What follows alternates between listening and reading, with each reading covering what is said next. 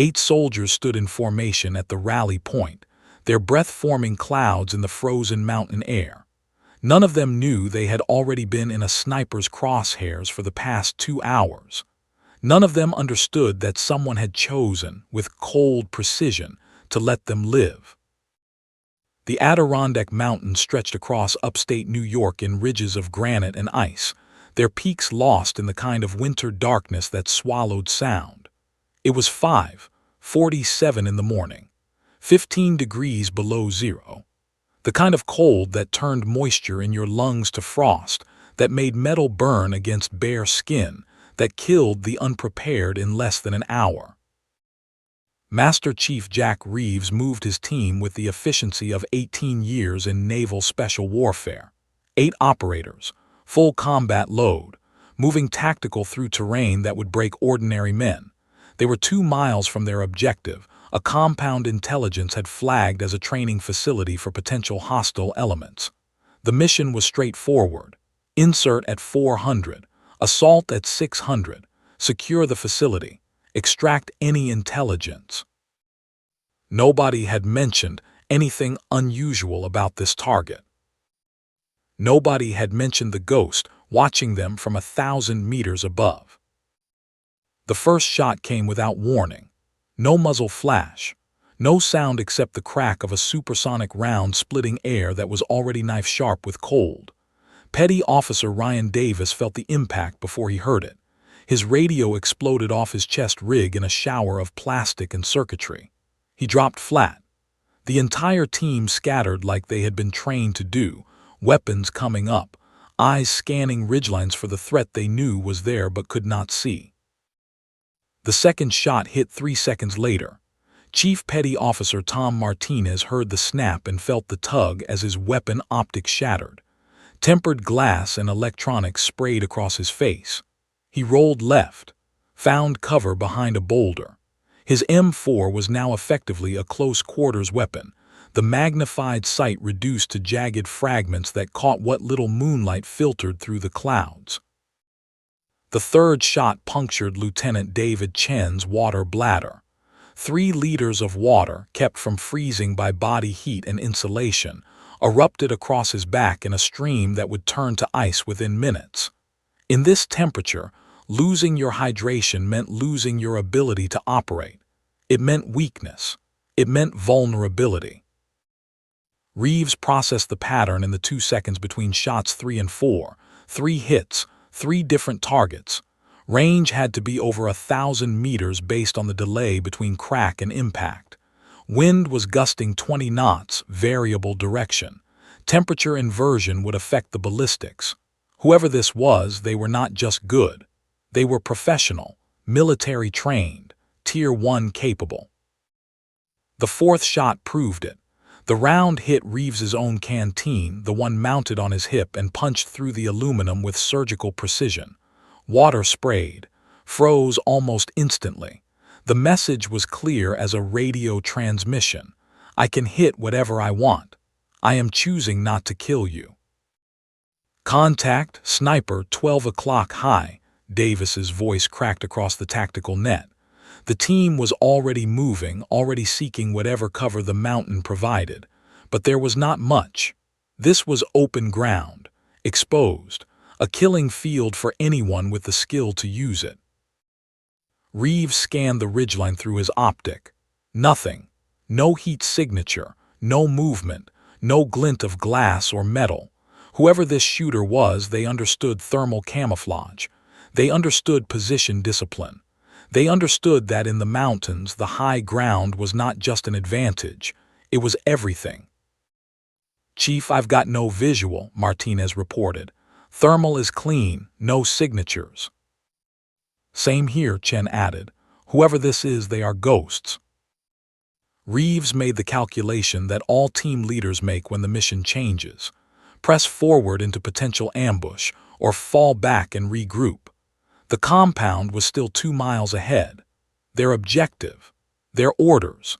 But orders did not account for a sniper who could hit moving targets at extreme range in high wind and seemed content to disable rather than kill. That last detail bothered him most. "Hold position," Reeves ordered. "I am going to check the shooting site." He moved uphill, alone, weapon ready, every sense tuned to the possibility of another shot, but nothing came. The mountain was silent except for wind that howled through gaps in the rock like the breath of something vast and patient. It took him 6 minutes to reach the position where the shots had originated. He found it by triangulation and instinct, the way you find anything in the mountains when technology fails and only fieldcraft remains. The hide site was professional grade, a natural depression behind a rock formation, clear line of sight to the valley below, minimal exposure to counter fire. Whoever had been here understood the fundamentals better than most snipers Reeves had trained with. 3 brass casings lay in the snow, arranged in a perfect line, deliberate, left behind like a signature. Reeves knelt and examined them with a flashlight filtered through red lens to preserve his night vision. 300 Winchester Magnum, match grade, the kind of ammunition that cost $3 per round and could put a bullet through an engine block at a mile. But it was the 4th piece of evidence that stopped him cold. A boot print, clear, preserved in a patch of snow sheltered from the wind, size 9, maybe 9.5. The tread pattern was standard military issue, but the dimensions were wrong for a male operator. Too narrow, too short. Reeves had been in this business long enough to know what he was looking at. A woman. The shooter who had just engaged 8 Navy SEALs with precision that matched the best military snipers in the world was female. That changed nothing about the threat, but it changed everything about the assumptions. Women in combat were no longer unusual. Women in special operations were rare but not unheard of. But a female sniper operating alone in the Adirondacks in the middle of winter, engaging federal personnel with non-lethal precision. That was something else entirely. Reeves keyed his radio. "Command, this is Reeves. We have made contact with unknown shooter, professional grade. 3 rounds fired, 0 casualties. Requesting immediate intelligence on any friendly forces operating in our area of operations." The response came back inside 30 seconds. "Negative on friendly forces. Your team is the only authorized operation in that grid. Rules of engagement remain unchanged." Which meant whoever this was, they were not supposed to be there. Chen's voice crackled through. "Chief, we have found something else. You need to see this." Reeves moved back down to the team's position. Chen was holding up a cigarette butt preserved in a small evidence bag they carried for intelligence collection. Marlboro Red, common enough, but there was lipstick on the filter, dark red, recent enough that it had not completely frozen. "Female shooter," Chen said. "Confirmed." Martinez whistled low. "That is one hell of a woman." "That is one hell of a problem," Reeves corrected. "Someone with this level of skill does not just wander into our operation by accident. This was planned, which means she knows what we are doing here, which means someone told her." Davis checked his watch. "We are behind schedule, Chief. Orders are to reach the objective by 600. That gives us 90 minutes. Reeves made the decision that would shape everything that followed. Split the team. Martinez, you take Chen, Davis, and Kowalski. Continue to the objective. Standard approach. Eyes open for another engagement. And us? That was Petty Officer James Walker, one of the team's designated marksmen. You, Wilson, and Fletcher are with me. We are going hunting. Chief, we do not even know who we are hunting, Wilson pointed out. No, Reeves agreed, staring up at the ridgeline where the shooter had vanished like smoke. But we know what we are hunting. A professional. One who just told us she could have killed us all and chose not to. I want to know why. 36 hours earlier and 40 miles south, Chief Warrant Officer 3 Kate Morrison woke to a sound that did not belong in the dead of night. A knock, soft, 3 taps, then silence. She was awake instantly, the way soldiers learn to wake when years of deployment train your nervous system to recognize wrong. Her quarters at Fort Drum were standard BOQ issue. Spartan. Functional. A bed, a desk, a locker. The only personal items were a framed photo of her father in marine dress blues and a worn copy of FM 321-8, the Army Field Manual on Infantry Rifle Platoon and Squad Operations. Not exactly light reading. But Morrison had never been interested in light anything. She moved to the door, listened. No footsteps retreating, no sound of anyone waiting. She checked the peephole. Empty hallway, 300 hours on the digital clock beside her bed. Nobody knocked on doors at 3 in the morning unless something had gone catastrophically wrong or catastrophically right. Morrison opened the door. The hallway was empty, but on the floor directly in front of her threshold lay a manila envelope. No markings, no address, just the envelope itself, sealed with the kind of tape that left no residue. She picked it up, felt the weight. Documents, maybe photographs. Definitely not official correspondence, because official correspondence came through official channels and official channels did not involve anonymous deliveries in the middle of the night. Morrison stepped back inside, locked the door, sat at her desk under the single lamp that provided the only light in the room. She opened the envelope with the careful precision she brought to everything. Inside were 3 items. First, a set of grid coordinates. NK7, Adirondack Range. She recognized the area. Mountain terrain.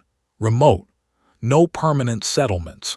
Used occasionally for training exercises, but nothing was scheduled there for the next 2 weeks according to the base operations calendar she had reviewed just yesterday.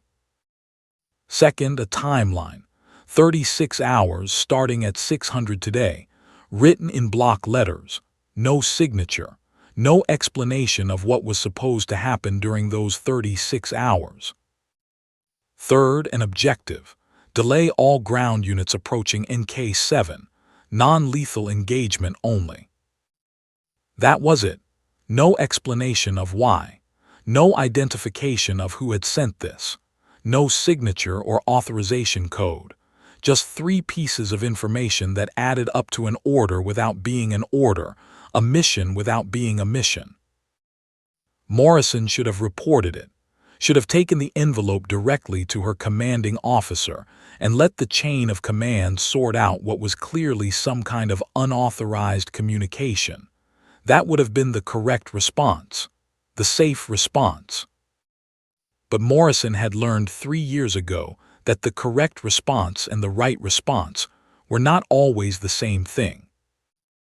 She held the edge of the envelope over the desk lamp, watched the paper brown and curl and catch, watched the flame consume the evidence of whatever this was, watched the ashes fall into the metal trash she kept for exactly this kind of situation. Within 60 seconds, there was nothing left but carbon and the faint smell of burning paper. If this went wrong, there would be no proof she had ever received those instructions. Which meant if this went wrong, she was completely alone. Morrison checked her watch. 3:10 hours. She had 2 hours and 50 minutes before 600, before whatever this was began. That gave her enough time to prepare. Not enough time to plan properly, but enough time to gather what she needed and get into position. She had not survived 4 deployments and 3,200 flight hours by overthinking. Sometimes you had to trust your instincts. Sometimes you had to act on incomplete information and sort out the consequences later. Morrison opened her locker. Standard issue uniforms hung in regulation order, but behind them, pushed to the back where casual inspections would not notice, was a civilian backpack. Inside that backpack was everything she would need if she ever had to leave the base quickly and quietly. Water purification tablets, energy bars, emergency cash, a burner phone with a battery that had never been activated. the tools of someone who understood that the world did not always play by the rules. She added to the backpack now: cold weather gear rated to -40, climbing equipment, rope, carabiners, ascenders, the kind of equipment that would let her move through mountain terrain that would stop most people. Then came the difficult part. The base armory was secured: biometric locks, camera surveillance, access logs that tracked every weapon, every round of ammunition, every piece of equipment that came in or out. There was no way to acquire what she needed through official channels, not without leaving a trail, not without questions she could not answer. But Morrison had learned things in her 12 years of military service that were not in any manual. Skills passed down from people who operated in the spaces between regulations. One of those skills was how to bypass a magnetic lock using a rare earth magnet, and a very specific technique that required patience and a steady hand. At 3:45 hours, Morrison stood outside the armory door. The hallway was empty. The camera in the corner was on a 15-minute loop, and she had timed her approach to coincide with the 2-minute gap where the angle did not quite cover the door. She had exactly 120 seconds. The magnet went against the lock housing, not on the lock itself, but on the housing 3 inches to the left where the magnetic sensor could be fooled into reading a legitimate access card. Morrison held it there, counted to 5, twisted it exactly 45 degrees counterclockwise. The lock clicked. 60 seconds gone. Morrison slipped inside. The armory was dark except for emergency lighting that cast everything in shades of red. Weapons lined the walls in ordered ranks: M4 carbines, M249 light machine guns, designated marksman rifles, everything inventoried, everything tracked. She moved to the specialized equipment section, found what she needed: a Barrett MRAD, multi-role adaptive design, chambered in .300 Winchester Magnum, capable of precision fire at ranges exceeding 1,500 meters in the hands of someone who knew how to use it. Morrison had qualified expert with this exact weapon system during a cross-training course with Marine Scout snipers 2 years ago. She took the rifle, took 4 20-round magazines, took a suppressor designed to reduce the acoustic signature without compromising accuracy, took a thermal camouflage tarp that would defeat most imaging systems. 90 seconds gone. Morrison left everything exactly as she had found it, relocked the door from the inside using the same magnet technique in reverse, slipped back into the hallway with 15 seconds to spare before the camera angle would have caught her. By 400 hours, she was in her personal vehicle, a 10-year-old Ford pickup that looked like every other vehicle in the Fort Drum parking lot. Nothing special, nothing memorable. The rifle case lay in the truck bed under a tarp, covered with climbing equipment and camping gear that provided the perfect cover story if anyone stopped her. Nobody stopped her. The gate guard waved her through with barely a glance. Early morning personal training was common enough. Soldiers leaving base before dawn to hit the gym or go for runs in the surrounding area. Nothing unusual, nothing worth a second look. Morrison drove north, away from Fort Drum, toward the Adirondacks, toward grid coordinates that had been burned into her memory before she burned the paper they were written on. The roads were empty. The sky was still dark.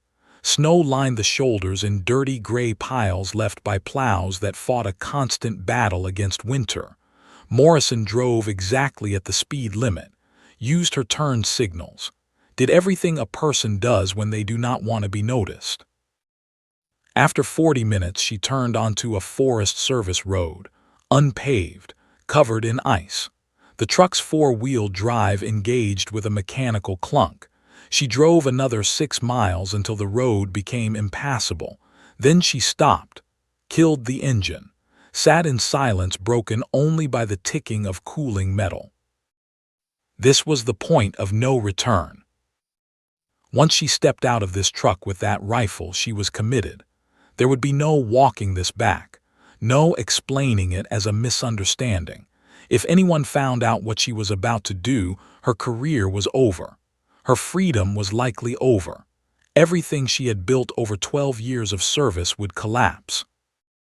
Morrison thought about her father, Marine Colonel David Morrison, who had died of cancer 1 year ago after teaching his daughter everything he knew about duty and honor, and the difference between following orders and doing what was right. He had told her once, in one of those conversations you only have when death is waiting in the next room, that the hardest decisions were the ones where both choices led to consequences you had to live with. She could turn around, drive back to base, pretend she never received that envelope, pretend she never saw those coordinates. Or she could trust that whoever sent that envelope knew something she did not. Trust that delaying ground units at NK7 for 36 hours mattered enough that someone had risked their career to ask her. Morrison grabbed her gear. The hike started at 5:10 hours, 8.4 miles through mountain terrain with 67 pounds of equipment. She needed to cover 4,200 vertical feet and arrive at an elevated position overlooking grid NK7 before 600. That gave her 50 minutes. Most people could not do it. The combination of distance, elevation, weight, and time would break them. But Morrison was not most people. She had graduated Ranger School in the top 15% of her class, one of only 3 women in a cohort of 200. She had run the Army 10-miler in under 70 minutes while carrying a 40-pound ruck. She had done things that proved to herself and everyone watching that physical standards were not suggestions. The mountain did not care about any of that. The trail started steep and got steeper. Morrison's breath came in controlled rhythm, in through the nose, out through the mouth, condensation freezing on the fabric of her neck gaiter. Her legs burned within the first mile. That was normal. Pain was just information, the body telling the brain it was working. She acknowledged it and kept moving. At mile 3, the trail disappeared under snow. Morrison switched to navigation by terrain association and compass. The GPS on her watch gave her coordinates, but she did not trust technology alone. Batteries died. Electronics failed. The ability to read land and sky had kept people alive for thousands of years before satellites. By mile 5, her water was half gone. She had calculated her hydration needs precisely. Too much water meant too much weight. Too little meant decreased performance. The balance was everything. Mile 7 brought her to a near vertical section of rock, Class 3 scrambling that required hands and feet in concentration. Morrison clipped into her climbing harness, set protection points, moved up the face with methodical care. One hold at a time, test everything, trust nothing. At 5:58 hours, she crested the ridge. 2 minutes to spare. The position was perfect. A natural rock formation that provided cover and concealment. Clear line of sight to the valley below where the coordinates had indicated. Minimal skyline exposure. Multiple routes of egress if she needed to displace quickly. Morrison set up her hide sight with the efficiency of someone who had done this enough times that it became automatic. Thermal tarp positioned to break up her heat signature. Rifle on bipod. Magazines within easy reach. Range finder aimed at key terrain features. Wind meter recording speed and direction. At exactly 600 hours, she chambered the first round. Through the scope she could see movement in the valley below. 8 heat signatures, moving tactical, professional spacing, coordinated movement. These were not amateurs, these were operators. Navy SEALs, if the intelligence was accurate. Morrison felt something twist in her chest. These were not enemies. These were American military, the same uniform she wore, even if different service branch, the same oath she had taken. She was about to shoot at them. Non-lethal, the instruction had said, delay, not kill. But shooting at your own side, even with non-lethal intent, crossed lines that did not get uncrossed. Morrison thought about that envelope, thought about the coordinates and the timeline and the complete absence of explanation, thought about 36 hours and what could matter enough that someone would ask this. She thought about her father's voice. Some fights are worth having even if you lose. Through the scope, the lead SEAL was moving into position. Range, 1,242 meters. Wind, 22 knots gusting. Temperature, -15 Fahrenheit. She calculated the corrections, dialed them into her scope. The math was complex but familiar. Velocity, trajectory, Coriolis effect, air density. The rifle was an extension of her will. She controlled her breathing, slowed her heart rate through sheer discipline, found that space between heartbeats where the body was still and the shot was possible. The SEAL in her crosshairs had a radio mounted on his chest rig. High-value target. Disable communications. You disable coordination. Morrison's finger rested on the trigger. 2 pounds of pressure. That was all it would take. She thought about consequences. Court-martial, prison, dishonorable discharge, everything she had worked for gone. She thought about trust, about anonymous envelopes and orders without authorization, about acting on faith when evidence was absent. She thought about her father, about the choice between safe and right. Morrison squeezed the trigger. The rifle recoiled. The suppressor reduced the sound to something that would not carry across the distance. The round flew for 2.1 seconds. Gravity pulled it down. Wind pushed it right. The calculations held. The SEAL's radio exploded. He went down. The team scattered. Professional reaction. These were good operators doing exactly what they should do. Morrison was already chambering the next round, already searching for the next target. An optic on another SEAL's rifle. She adjusted for the new range. Fired. Glass shattered. Third target, a water bladder. She put the round through it with the same precision. 3 shots, 3 hits, 0 kills. The message was sent. Now came the hard part. Staying ahead of people who were trained to hunt, people who would not stop, people who would figure out, eventually, exactly who she was and what she had done. Morrison collapsed her hide site in 90 seconds, every piece of equipment packed, every trace removed except the 3 brass casings she left deliberately. A signature, proof that this was not random, proof that someone with skill had made a choice. She displaced 400 meters to her secondary position.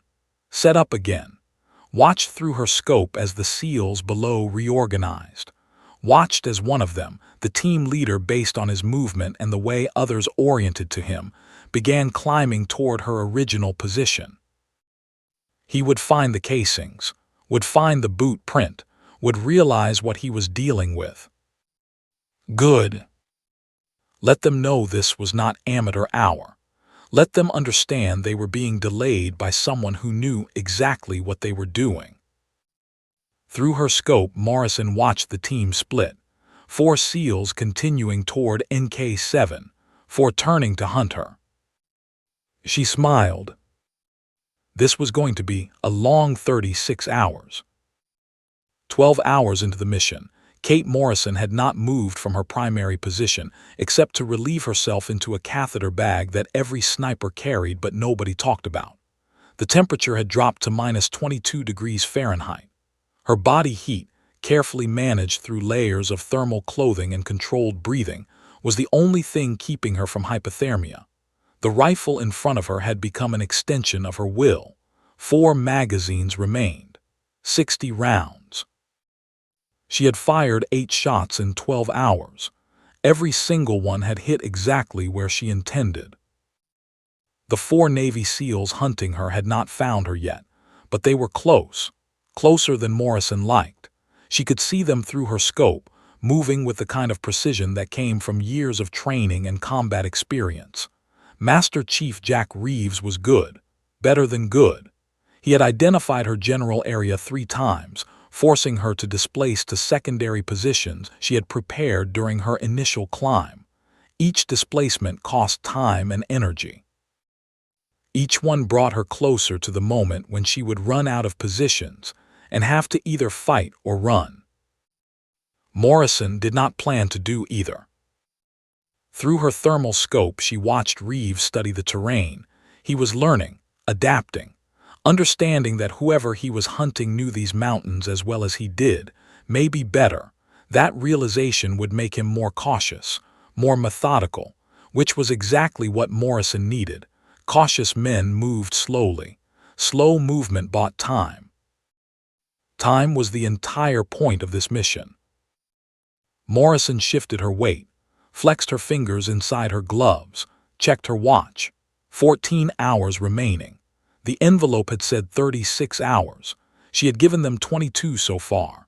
The extraction of the 4 prisoners from NK7 had happened 6 hours ago according to the encrypted message she had received on the burner phone hidden in her gear.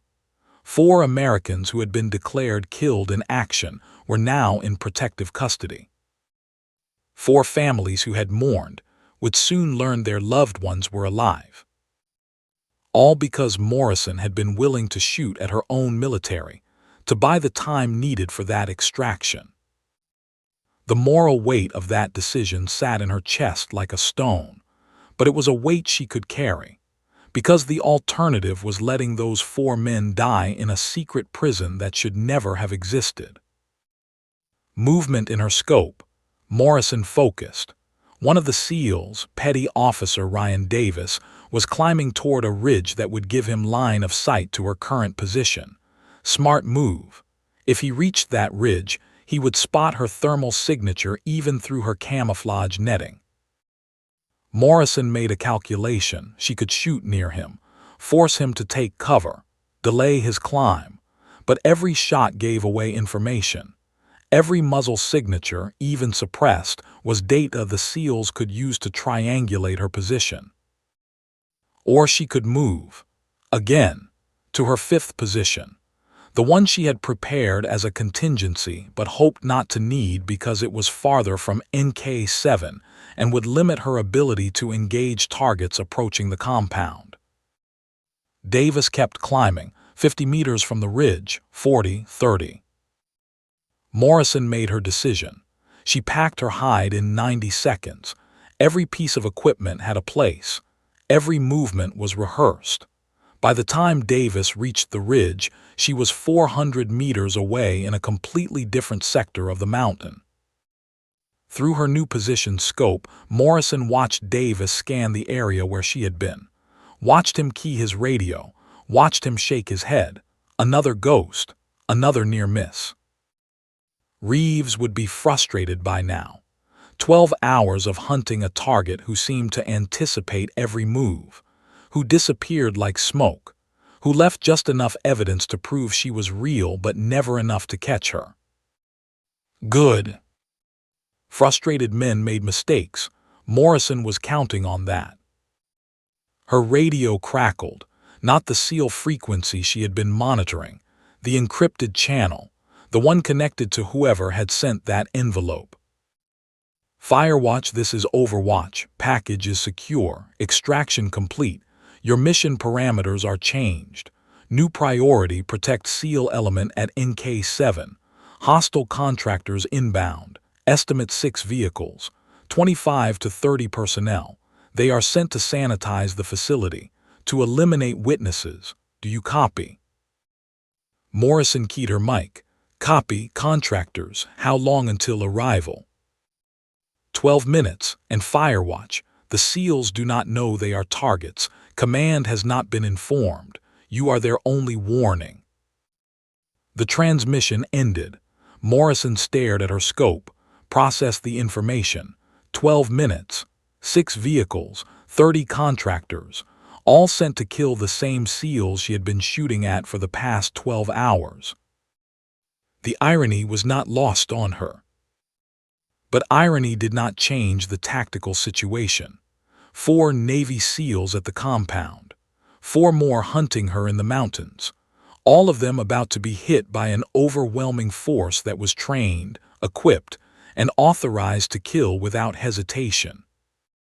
Morrison switched her radio to the emergency frequency, the one every military operator monitored, the frequency used when everything else failed and you needed to reach someone immediately. She keyed the transmit button. SEAL Team at NK7, this is Firewatch.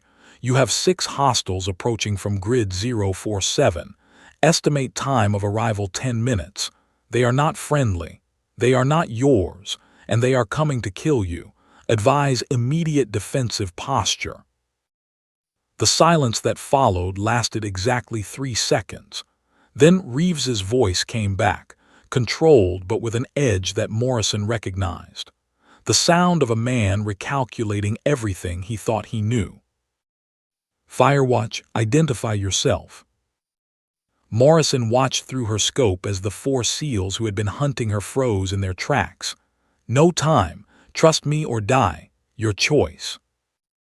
She could see Reeves through the scope, saw him turn toward the grid coordinates she had given him, saw him make the decision that separated good operators from dead ones.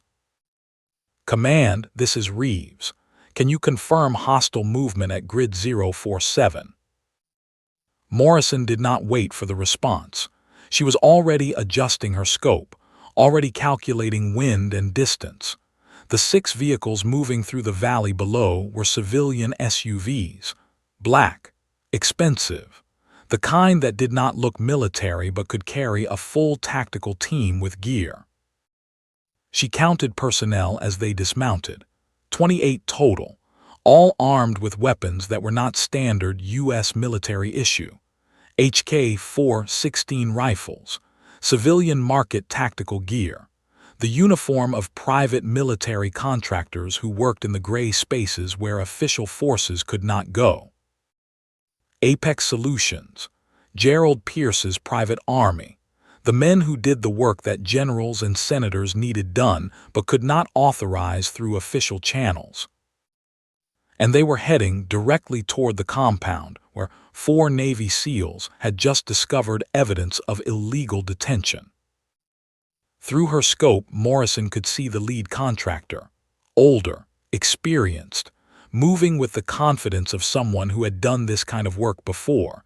He was giving orders, deploying his men in a pattern designed to surround the compound, to cut off escape routes, to ensure no one inside survived.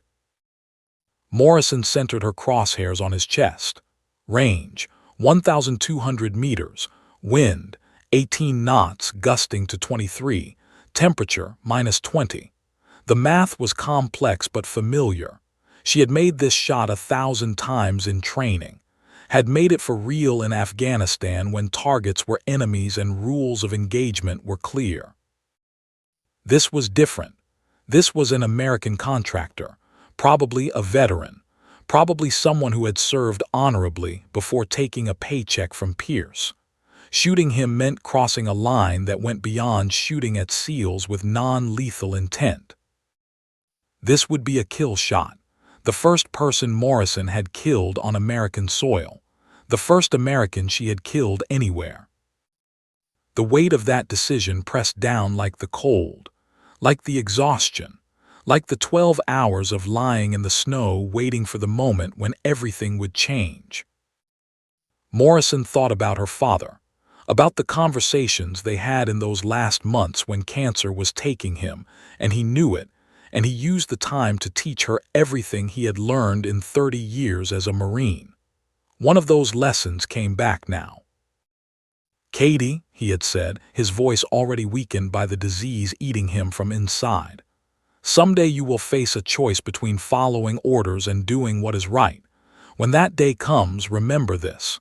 Your oath is to the Constitution, To the country, not to any person or any chain of command. If you have to choose between protecting Americans and following bad orders, you protect Americans. Always. Morrison squeezed the trigger. The rifle recoiled. The suppressor reduced the report. The round flew for 2.3 seconds through air so cold it could kill an unprotected person in an hour. The contractor dropped. The other 27 scattered immediately. Professional reaction. These were not amateurs. They knew they were under fire. They knew it was long-range precision. They knew they were exposed. Morrison was already chambering the next round, already searching for the next target. A man crouching behind a boulder that was not quite large enough. She adjusted for the new range, fired. The round hit him in the shoulder. He went down, not dead, but out of the fight. 26 left. The contractors deployed smoke, thick white clouds that billowed across the valley floor. Standard counter-sniper tactics. Deny the shooter visibility. Force them to either displace or wait. Morrison switched her scope to thermal imaging. The smoke meant nothing to infrared. Heat signatures bloomed clearly through the white cloud. She counted targets, identified the ones moving toward the compound, fired twice more in rapid succession. 2 more contractors down. 24 remaining. But now they had figured out her general location. Rounds started impacting around Morrison's position, not close enough to be immediately dangerous but close enough to show they were trained. They were using the sound of her shots to triangulate, laying down suppressive fire while they maneuvered. Morrison collapsed her position, moved to her 6th hide, the one farthest from the compound, the one she had hoped never to need. By the time the contractors reached her 5th position, she was gone, just brass and boot prints and the ghost of a heat signature fading from the cold rock. Her radio crackled, Reeves's voice. "Firewatch, we have visual on 4 hostiles down, 2 wounded. Can you confirm these are not friendly forces?" Morrison keyed her mic.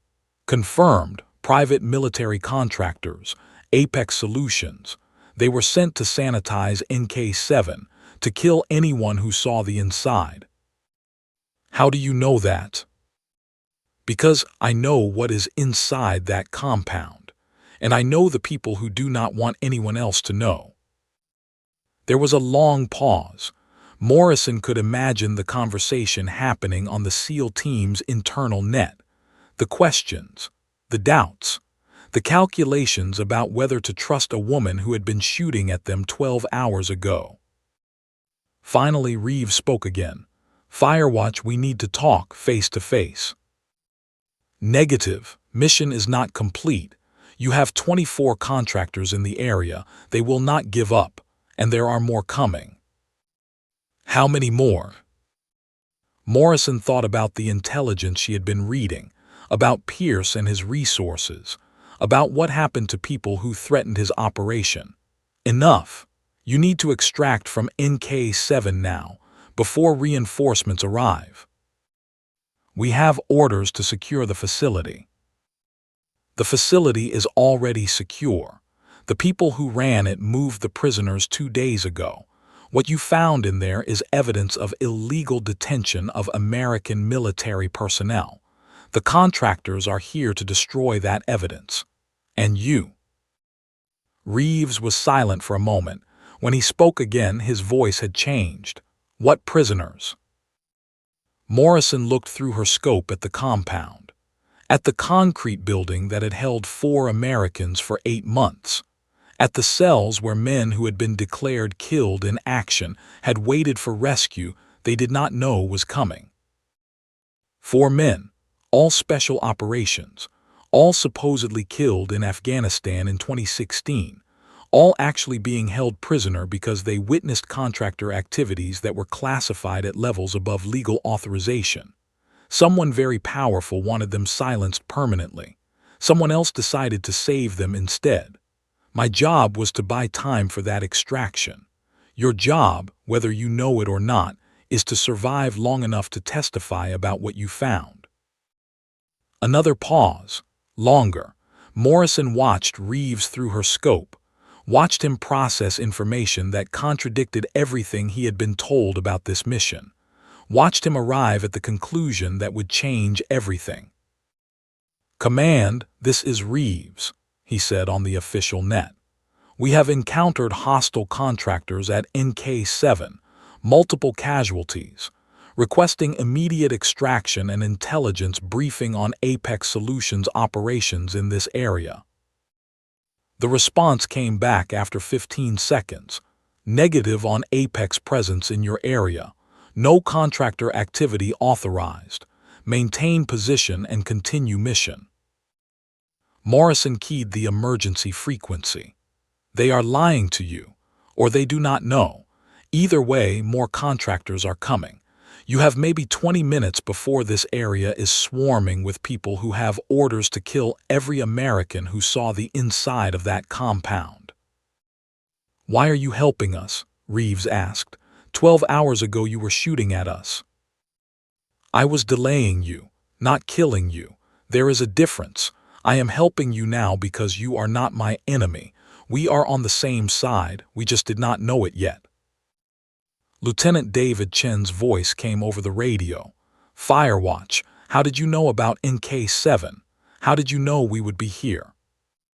Smart question. The kind that could unravel operational security if answered wrong. Morrison chose her words carefully.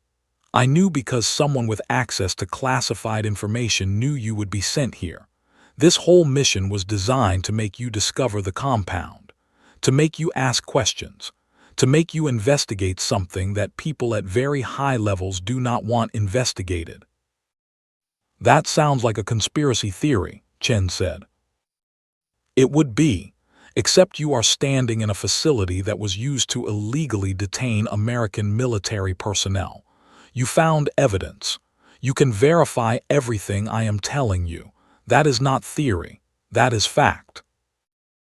Morrison watched as the 4 SEALs at the compound started establishing a defensive perimeter. They might not believe everything she was telling them, but they believed enough to prepare for contact. Movement in her scope, east sector. Morrison swung her view, 4 vehicles approaching fast, more contractors. She counted personnel as they dismounted, 24. 48 total now, against 4 SEALs at the compound and 4 in the mountains. The math was bad, getting worse. "Reeves, you have 4 vehicles approaching from east, 24 additional hostiles. You are now outnumbered 6-1. Can you provide overwatch?" Morrison did the math. 48 targets. She had 52 rounds remaining. Even with perfect accuracy, which was never guaranteed, she could not stop them all. And once they identified her position and focused fire, she would be neutralized while the majority assaulted the compound. "Negative, too many targets. You need to extract now." "Extraction bird is 15 minutes out." "You do not have 15 minutes. You have maybe 5. Reeves made a sound that might have been a laugh. "Then I guess we hold for 5 minutes." Morrison considered her options. She could stay in position, provide what support she could from distance until she was overwhelmed. She could displace farther into the mountains where she would be safer but useless. Or she could do something that violated every principle of sniper employment she had ever learned. She could close the distance, join them, fight beside them. Morrison packed her rifle, all of it, scope, bipod, thermal imaging, everything, slung it across her back, pulled out her sidearm. A SIG P320 with 3 magazines, 51 rounds total. Not much for a firefight against 48 contractors, but more useful than a sniper rifle if things went close quarters. Then she started moving downhill, toward the compound, toward 4 Navy SEALs who had been hunting her for 12 hours and were now the only allies she had in a fight that was about to get very ugly. The terrain was steep, ice-covered. Morrison moved as fast as she dared, every step calculated, every movement controlled. She covered 600 meters in 4 minutes, could see the compound ahead, could see the SEALs in defensive positions, could see the contractor vehicles forming a perimeter. Morrison keyed her radio. "Reeves, this is Firewatch. I'm approaching your position from northwest, 200 meters out. Do not shoot me." "Say again." "I am coming to you. 60 seconds, hold your fire." "Firewatch, what are you doing?" "Helping, because 48 contractors against 8 operators is bad odds, but 48 against 9 is slightly less bad." Morrison emerged from the tree line, hands visible, weapon pointed down and to the side, moving deliberately, making herself as non-threatening as possible while still carrying enough firepower to fight a small war. 4 rifles swung toward her. 4 SEALs who had spent 12 hours hunting her now had her in their sights at a range where missing was nearly impossible. Nobody fired. Morrison kept walking. Closer, 50 meters, 40, 30. She could see their faces now, see the questions, the confusion, the tactical calculations happening behind their eyes. 20 meters. Reeves lowered his weapon. "Welcome to the party, Firewatch." Morrison reached their position, looked at each of them. Ryan Davis, young and eager, his earlier confidence replaced by the wariness that came from being shot at by an invisible enemy. Tom Martinez, older and experienced, studying her with the analytical gaze of someone who had survived by reading people correctly. David Chen, the intelligence officer, already trying to fit her into a framework that made sense. James Walker, the designated marksman, professional respect evident in how he handled his weapon. And Master Chief Jack Reeves, 18 years in naval special warfare, looking at her with an expression that was equal parts suspicion and grudging admiration. "Chief Warrant Officer Kate Morrison," she said, "U.S. Army Aviation, Fort Drum. Before you ask, yes, this is completely unauthorized. Yes, I am probably going to be court-martialed. And no, I do not care because those 48 contractors are here to kill all of us unless we work together." Davis stared at her. "You are a pilot." "Among other things, Ranger School teaches useful skills, including how to shoot." Martinez shook his head. "You held off our entire team for 12 hours, made shots at ranges most snipers could not touch, and you fly helicopters. Multi-role capability. The Army likes that." Chen was studying her. "Why did you not kill us? You had opportunities, clear shots. You chose not to take them." "Because killing you was never the objective. Delaying you was.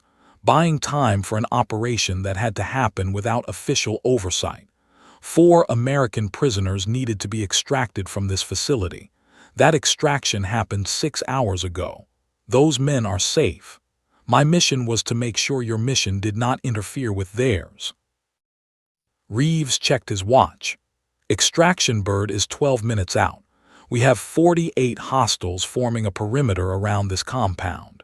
We are in an exposed position with limited cover and ammunition for maybe one sustained engagement. Anyone have tactical solutions?" Morrison looked at the compound. Reinforced concrete, small windows, heavy doors, built to withstand assault. "We get inside, use the structure, bottleneck their approach, force them to come at us through fatal funnels where their numbers do not matter." "Intel said this facility was abandoned," Walker pointed out. Intel was lying, or did not know. This compound was an active detention facility until 48 hours ago. It is built like a fortress because it was designed to hold people who did not want to be held. Those same features make it defensible. Reeves made his decision. "Everyone inside. Now, Morrison, you are with me on rear guard. The team moved, 8 operators flowing toward the compound with the practiced efficiency that came from training together. Within 40 seconds they were inside. Morrison had been right. The structure was built to defend. Thick walls that would stop anything short of anti-materiel rounds. Limited entry points that could be covered from interior positions. Windows that provided fields of fire while minimizing exposure. It was also empty, stripped. The cells that had held prisoners were bare. The office that had contained records was cleaned out. Everything that could identify what this place had been was gone. Except for one thing. Chen found it, carved into the wooden frame of a bed in one of the cells. Letters scratched with something sharp. A message left by someone who knew they might never be found. They say we are dead. We are not, CPT Wade. Chen pulled out his phone, photographed it. Evidence, proof that prisoners were held here, proof that Morrison was telling the truth. Morrison looked at the message, thought about Captain Wade and the 3 men held with him, thought about 8 months in this cell waiting for rescue, thought about families who had mourned sons and husbands and brothers who were not actually dead. Vehicles arriving, Davis called from a window position. 8 total. Count is 48 personnel, all armed, moving to surround the building. Morrison moved to a firing position. South-facing window with good visibility and cover. The contractors were deploying professionally, coordinated. These were not amateurs. These were veterans who had taken Pierce's money and were earning it by hunting Americans. Rules of engagement, Martinez asked. Reeves looked at Morrison, then at his team. They are contractors engaged in illegal activity on American soil. They are here to commit murder. I would say that makes this self-defense. Morrison nodded, checked her pistol. 48 rounds in magazines. 200 meters to the nearest contractor. Not ideal range for a handgun, but she had trained for worse. The contractors opened fire. Suppressive bursts designed to keep defenders away from windows while assault teams maneuvered. Rounds impacted concrete, sparked off window frames. The sound was enormous in the confined space. Morrison returned fire, controlled pairs, 2 rounds per target. She hit the first contractor in the chest. He went down. The second took rounds to the hip and shoulder, also down. The SEALs opened up. Professional fire discipline, no spray and pray, each trigger pulled deliberate, each shot aimed. The contractors had numbers. The defenders had position. And in close quarters defensive fighting, position mattered more than numbers. The firefight developed in phases. First contact, suppressive fire, maneuver. The contractors tried to rush the building, ran into concentrated defensive fire from angles they had not anticipated, took casualties, pulled back. Regroup, tried again, different approach, same result. Morrison burned through her pistol ammunition in the first 3 minutes, switched to a rifle she took from a fallen contractor who had gotten too close to a window.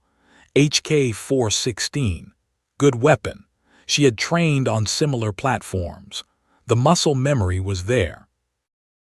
The battle developed in waves.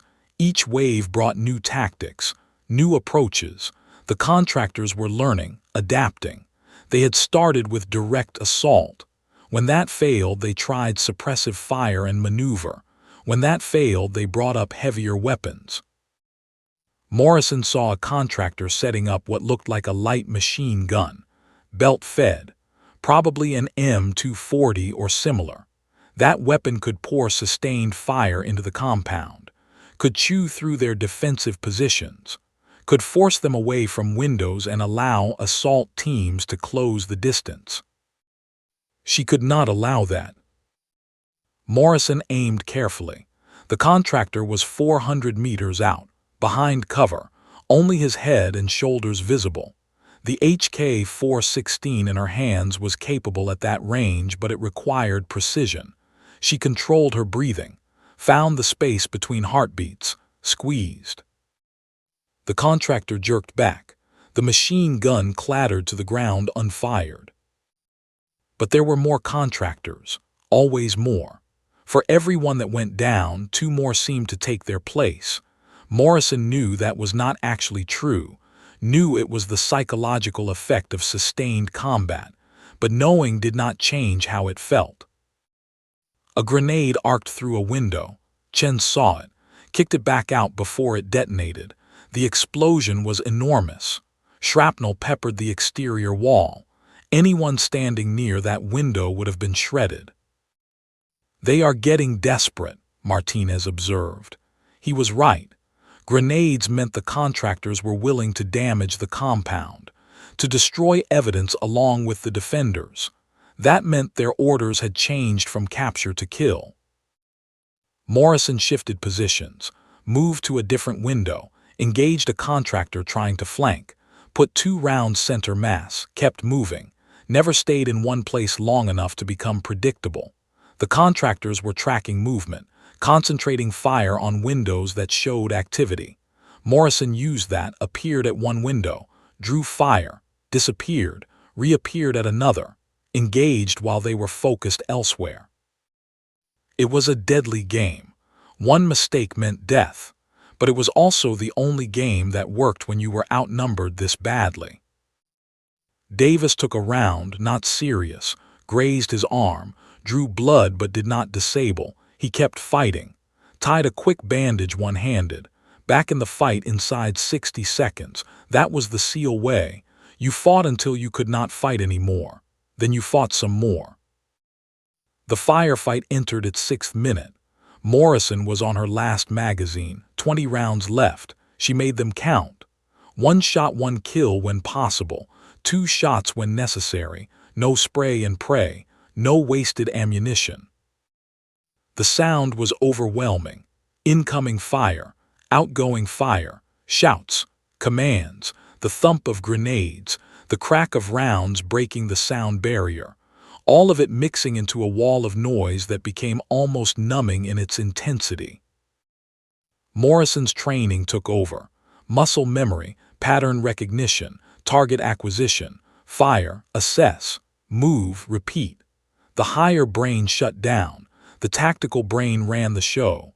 This was what hundreds of hours on ranges had prepared her for. Not the shooting itself, but the ability to keep shooting when everything was chaos. Then she heard it, faint at first, almost lost in the cacophony, but growing, getting louder, the unmistakable sound of rotor blades. Then she heard it, the most beautiful sound in the world, rotor blades getting louder, getting closer. The MH-60 Black Hawk came in fast and low. Combat approach. Door gunners already engaging. Minigun fire raked across contractor positions. 50 caliber rounds that chewed through cover and demoralized anyone who thought they could stand against that kind of firepower. "Move," Reeves ordered. "Bounding overwatch, first element go." They moved as a team, half providing covering fire while the other half sprinted for the helicopter, then switching. The contractors tried to stop them, tried to bring down the bird, but the combination of suppressive fire and helicopter gunners made it suicidal to expose yourself.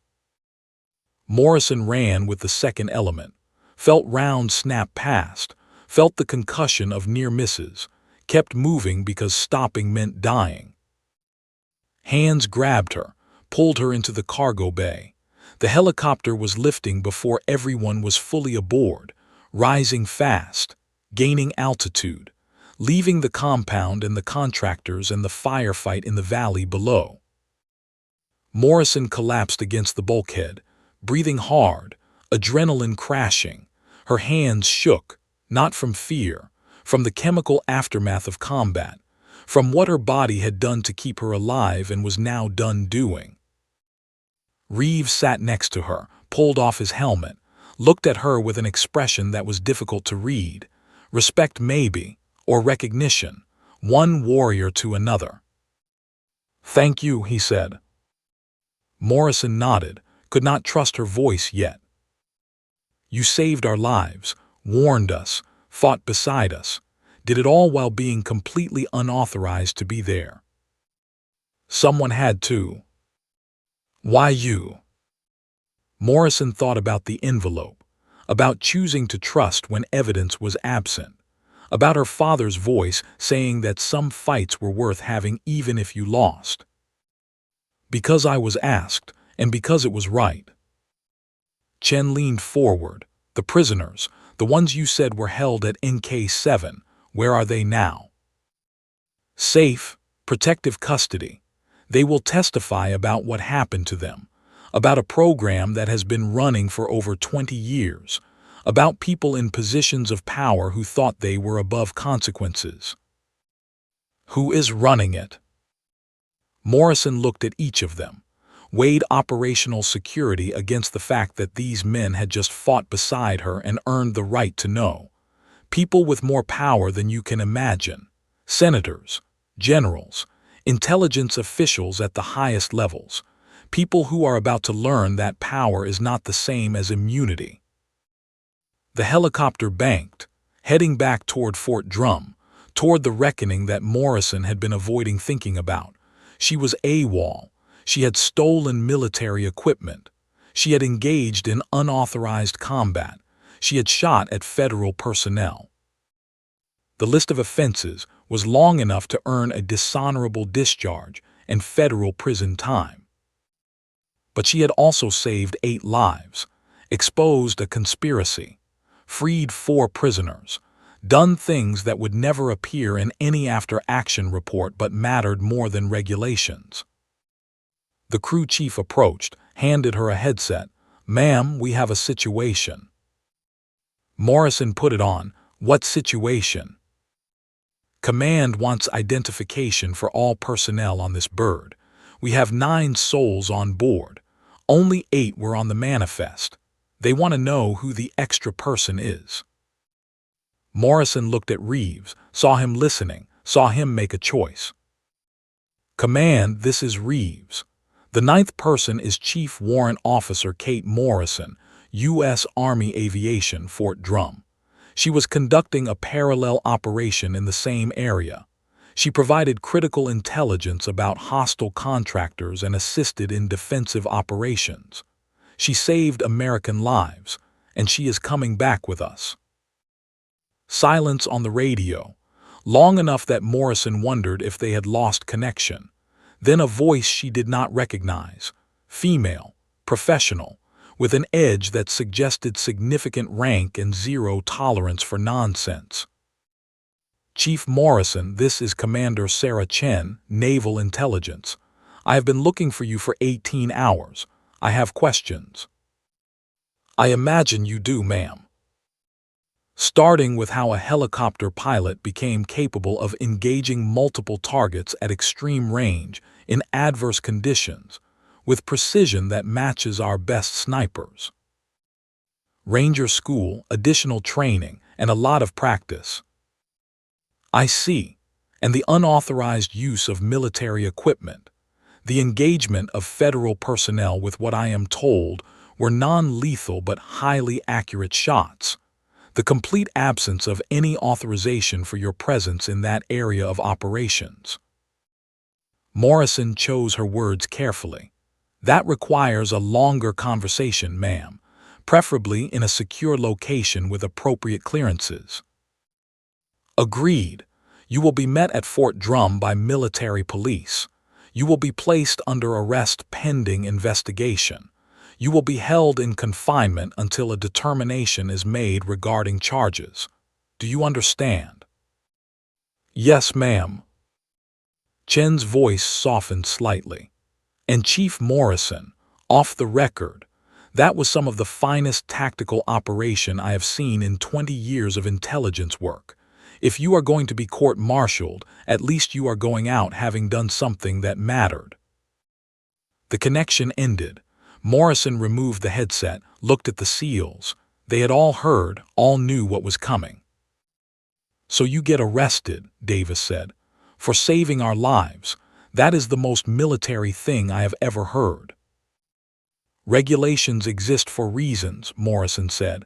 "I violated them. There are consequences." Martinez shook his head. "We will testify for you, all of us. You did not just save us. You exposed something that needed exposing." Chen held up his phone, showed the photograph of the carved message. "This is evidence. When this goes public, when people learn that Americans were held in secret prisons, there will be investigations, congressional hearings, criminal prosecutions. What you did triggered all of that." Morrison looked at the photograph, thought about Captain Wade, about Emily Chen held since 2001, about 23 others still imprisoned, about a conspiracy that went to the top of the government. "It is bigger than NK7, Morrison said quietly. "There are 6 other facilities, more prisoners, a network that has been operating since at least 2001. What you found is one piece of something much larger." Reeves leaned forward. "How do you know this?" Morrison weighed how much to reveal, decided that these men had earned truth. "Because someone has been investigating for months, gathering evidence, building a case. They needed someone on the outside, someone willing to break rules to accomplish a mission that could not go through official channels. They chose me. I chose to answer." The helicopter began its descent. Fort Drum appeared below. Morrison could see the landing pad, could see military police vehicles already positioned, could see the reception waiting for someone who had committed multiple violations of military law. She took a breath, let it out slowly, prepared herself. The wheels touched down, rotors began to slow. The crew chief opened the cargo door, cold air rushed in. Reeves stood, extended his hand. "Whatever happens next, you did the right thing, remember that." Morrison shook his hand. "I will." She stepped out. The cold hit like a physical blow. The MPs stood at attention, professional, correct, just doing their jobs. "Chief Warrant Officer Kate Morrison, you are under arrest for unauthorized absence, theft of military property, engaging in unauthorized combat operations, and additional charges to be determined. You have the right to remain silent. Anything you say can and will be used against you in a court of military justice." Morrison stood at attention as they read her rights, as they placed handcuffs on her wrists, as they began the process that would determine whether she spent the next decade in federal prison or somehow walked away from this. But before they put her in the vehicle, she looked back, saw Reeves and his team standing at attention, saw them render the sharpest salute she had ever received. Not because regulations required it, because respect demanded it. Morrison returned the salute as best she could with restricted hands. Then she got into the vehicle. The door closed, the world outside became distant, muted. She had accomplished the mission, had bought time for an extraction, had exposed a conspiracy, had saved lives. The cost was her career, possibly her freedom, certainly her future in the military she had served for 12 years.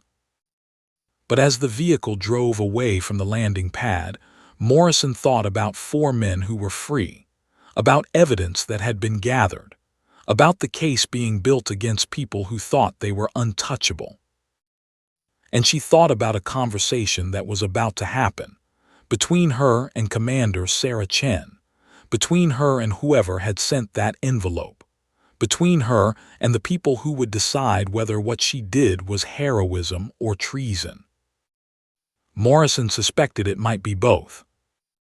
The vehicle arrived at the detention facility. The MPs processed her, took her gear, placed her in a holding cell that was clean and climate-controlled and utterly unlike the cells where Captain Wade had spent 8 months. She sat on the bunk, waited, thought about what came next. 6 hours later, the door opened. A woman entered, late 30s, Commander rank insignia, Asian features, carrying herself with the confidence that came from intelligence work where you learned to see patterns others missed. Commander Sarah Chen closed the door, sat across from Morrison, studied her for a long moment. "Chief Morrison, we have a lot to discuss." Morrison sat up. "Yes, ma'am." "Let me start by telling you what I know. You were sent on an unauthorized mission by someone who has not identified themselves. You delayed a Navy SEAL team for 12 hours using precision fire that should not be possible for someone with your official training record. You then warned that same team about hostile contractors, fought beside them, helped save their lives, and in the process, you exposed evidence of illegal detention of American military personnel." "That is accurate, ma'am." "Now tell me what I do not know. Who sent you? Who authorized this mission? And what is really happening at NK7? Morrison looked at Chen, saw intelligence, saw determination, saw something else too, a personal stake, like this was not just professional. "Before I answer that, ma'am, I need to know something. Do you have a sister?" Chen's expression shifted, surprised, then guarded. "Why would you ask that?" "Because if you do, and if she has been missing for a long time, then what I am about to tell you is going to change everything." Chen's voice went very quiet. Her name was Emily. She died on September 11, 2001, in the World Trade Center. Morrison leaned forward. "What if I told you she did not die? What if I told you she was taken that day, held in a facility not unlike NK7? What if I told you she was alive until 48 hours ago when she was moved to protective custody along with the 4 men from NK7? Chen stood, her hands shook slightly. "That is impossible. Her body was never found, but she was declared dead. There was a memorial our family mourned. Your sister Emily worked in finance. She was investigating transactions, money laundering maybe, or funding sources that someone did not want exposed. On September 11 in the chaos, someone from CIA took her, told her it was for her protection. It was not. It was kidnapping. She has been held for 23 years in a program that has disappeared 47 Americans." Chen sat back down, hard, like her legs would not hold her. "How do you know this?" "Because the person who sent me that mission knew your sister was being held, knew that exposing NK7 would start a chain reaction, would force investigations, would bring down the entire network, and they knew that having her sister in naval intelligence would ensure those investigations actually happened instead of being buried." Chen looked at Morrison with eyes that were wet but not crying. "Where is she? Where is Emily?" "Protective custody, secure location. She will testify. She has evidence. 23 years of evidence about who ran this program and why." "I want to see her." "You will, but first we need to talk about what happens next, because the people who ran this program have friends in very high places. Senators, generals, CIA deputies. They will try to shut this down, to discredit Emily, to make this all disappear, unless we move first." Chen pulled out her phone, made a call. "This is Commander Chen. I need an immediate secure conference with JAG, FBI, and the Inspector General. Priority Alpha. Yes, I know what time it is. This cannot wait." She ended the call, looked at Morrison. "You just triggered the biggest investigation in military history. I hope you are ready for what comes next." "I am, ma'am. Question is, are the people who did this ready to face justice?" "We are about to find out." The door opened, but instead of more MPs, a full-bird colonel entered. James Harrington, Fort Drum commander, the man Morrison had never met but whose name had been on certain documents she had seen. Harrington looked at Morrison, then at Chen. "Commander Chen, I need to speak with Chief Morrison, alone." Chen stood, Sir, she is under arrest and in my custody for questioning. I understand. This will take 5 minutes. You have my word she will remain in this facility. Chen hesitated, then nodded, left the room. Harrington sat, looked at Morrison with an expression that was hard to read. Chief Morrison, you have had an interesting 24 hours. Yes, sir. The mission you conducted, the one that was completely unauthorized, the one that violated approximately 47 regulations. That mission saved 4 American lives, exposed a conspiracy, and is about to bring down some very powerful people. I did what I was asked to do, sir. By whom? Morrison met his eyes. By someone who knew what needed to be done and could not do it through official channels. Someone who trusted me to accomplish it despite the consequences. Harrington smiled slightly. That someone was me, Chief Morrison. I sent you that envelope. The room went very still. Morrison processed that information, fitted into the framework of what she knew. Harrington was Fort Drum commander, had access to intelligence, had authority to know about black sites, had the clearance to understand what was happening. Why me, sir? Because I needed someone with specific skills, someone who could shoot, who could operate independently, who had the moral courage to break rules when rules were wrong. I have been watching your career, Chief Morrison. I knew about Ranger School, knew about your additional training, knew that when your father died you told me you wanted to do something that mattered. This mattered. It cost me my career, sir.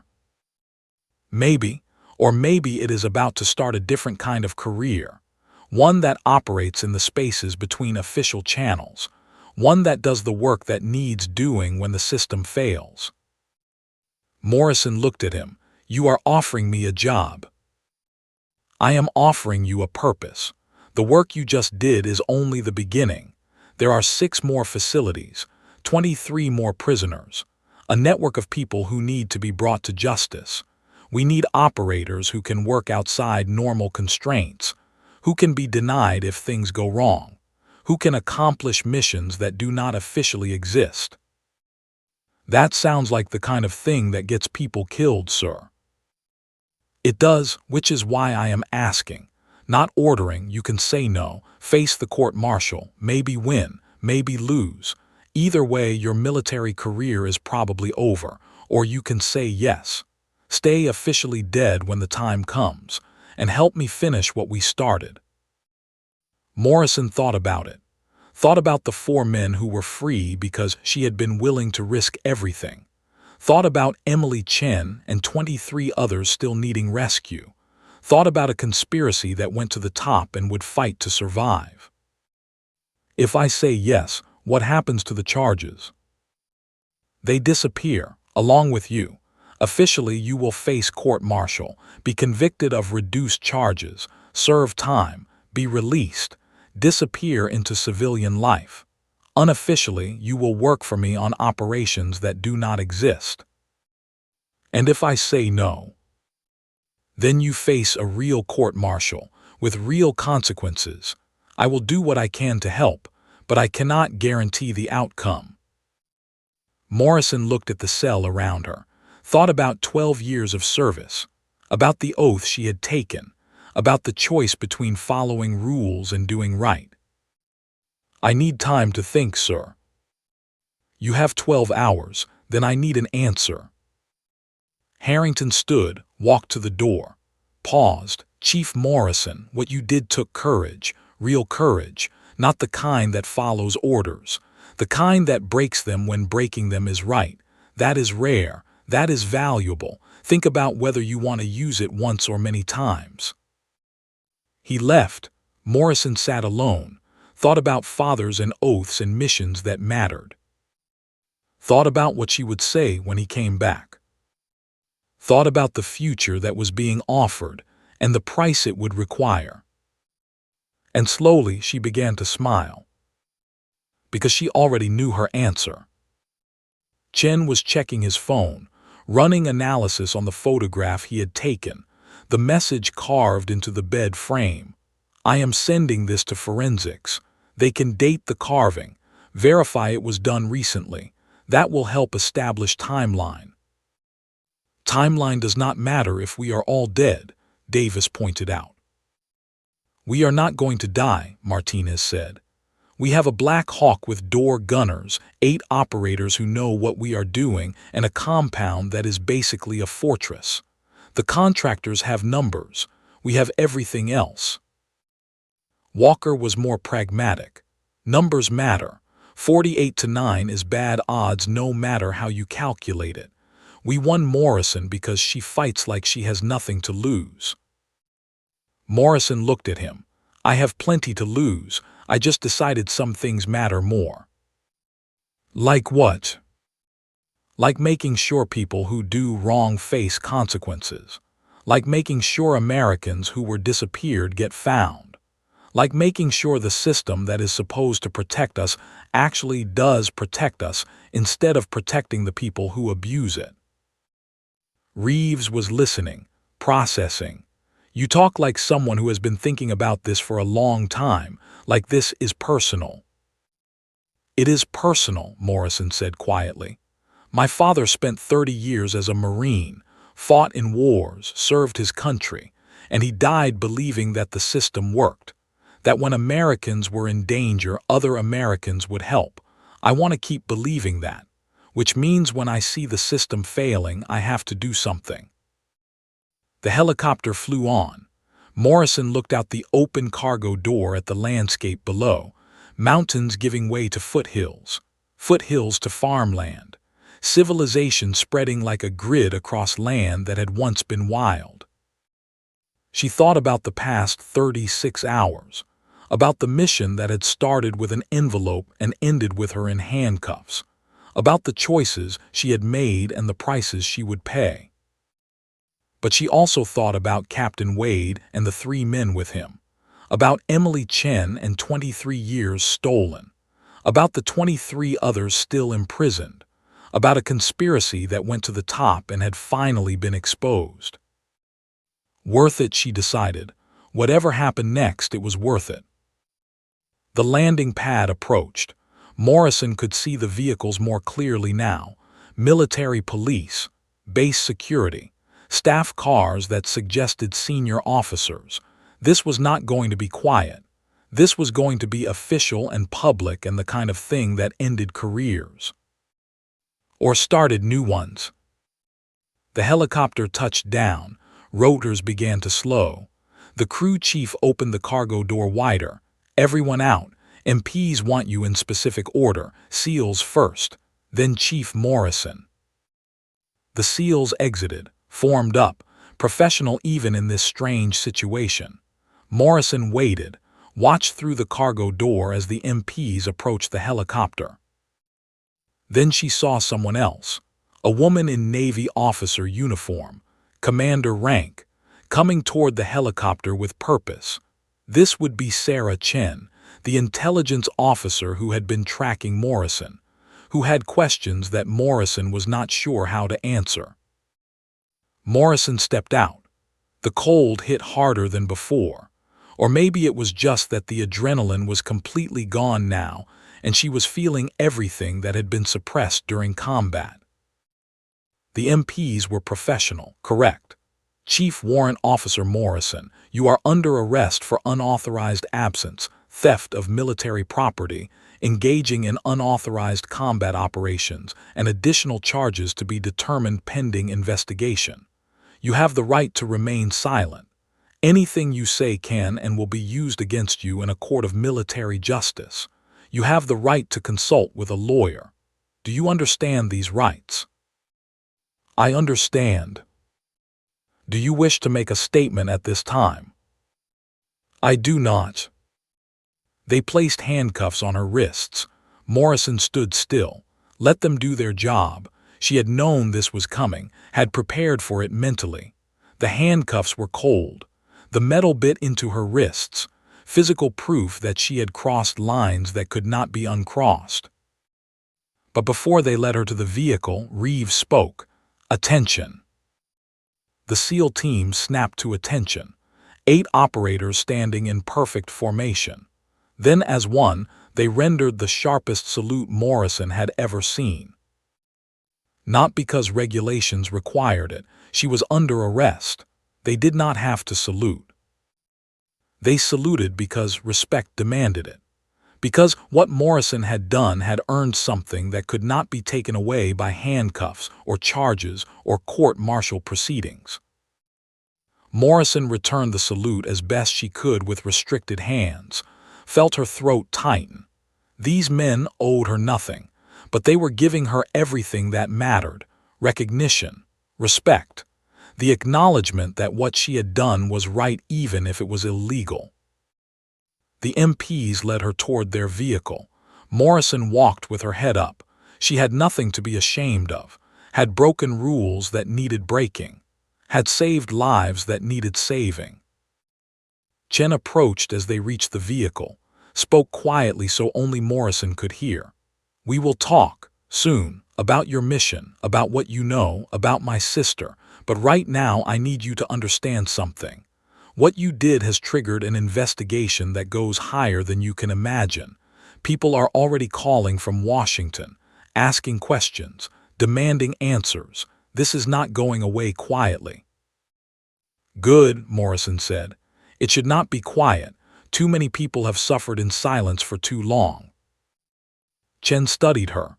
"You knew this would happen, knew that exposing NK7 would trigger this response. This was all planned." "Not by me, I just did what I was asked. But yes, I think someone planned this very carefully, chose the right moment, the right target, the right person to send. All of it designed to force the system to acknowledge what has been hidden." "Who sent you?" Morrison smiled slightly. "Someone who will identify themselves when the time is right. Until then, I suggest you follow the evidence. It will lead you where you need to go." The MPs opened the vehicle door. Morrison got in. The door closed. Through the window, she could see Reeves and his team still at attention, could see Chen on her phone, already making calls, could see the base continuing its daily operations while something huge was unfolding just beneath the surface. The vehicle drove toward the detention facility. Morrison sat quietly, thought about what Harrington had said before she left for the mission, about purpose and sacrifice and the difference between following orders and doing what was right. She had made her choice. Now she would live with the consequences. The detention facility was standard, clean, climate-controlled, nothing like the cells at NK7 where men had been held for months.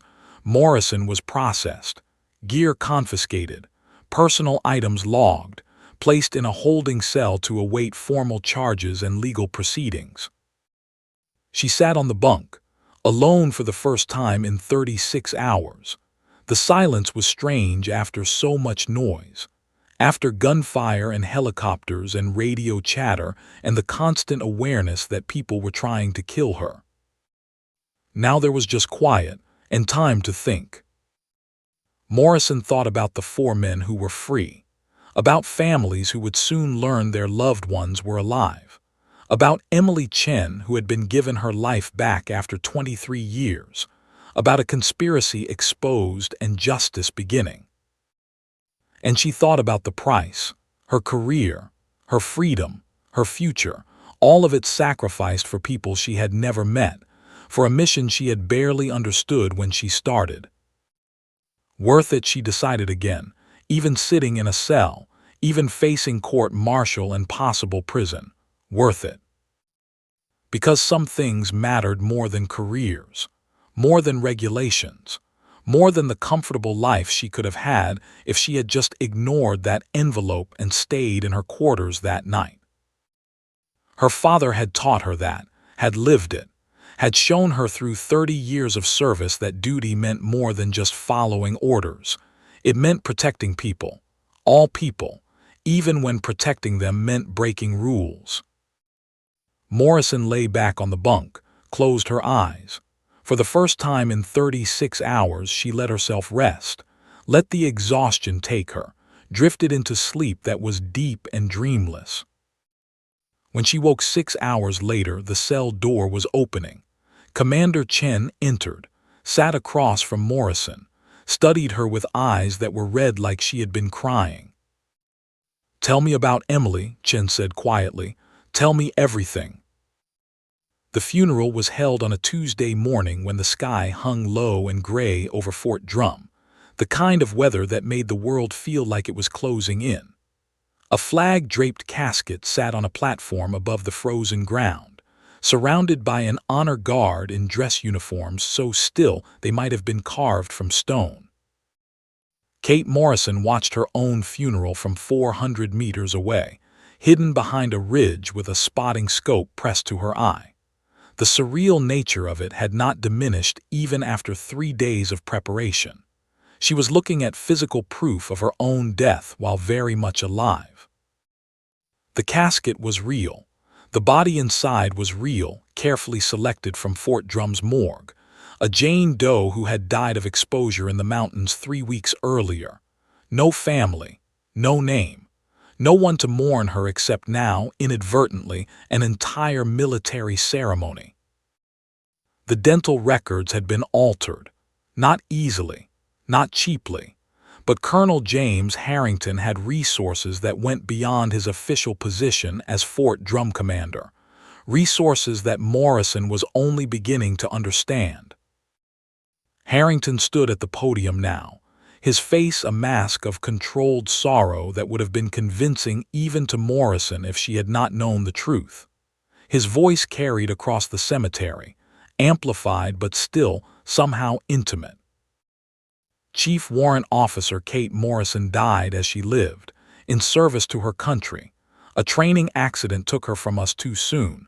The investigation is ongoing, but what we know with certainty is this. She was a dedicated officer, a skilled aviator, a soldier who believed in duty above all else. Her legacy will endure in the lives she touched and the example she set. Morrison felt something twist in her chest. Guilt maybe, or sorrow for the lie being told. Her fellow pilots stood in formation. People she had flown with, trusted. They believed she was dead. Believed the story about a helicopter crash and pilot error and bad weather that all came together in a tragedy that could have been prevented. None of them knew the truth, that the crash had been staged, that Morrison had walked away from the burning wreckage after it was already empty, that she had become a ghost by choice. The honor guard fired their 21-gun salute, 7 riflemen, 3 volleys. The sound rolled across the cemetery like thunder. Taps followed. A single bugle. The notes hung in the cold air, mournful and perfect. Morrison watched the flag folding, 13 folds, each one meaning something according to tradition, each one a ceremony within the ceremony. The flag was presented to a distant cousin Morrison barely knew, a woman who had been contacted and told her relative had died serving her country. The woman cried, real tears for someone she had met perhaps twice in her life. The guilt deepened. Then Morrison saw him, a man in civilian clothes approaching the casket, Victor Mendez, former Delta Force, current head of security for Apex Solutions, Gerald Pierce's right hand.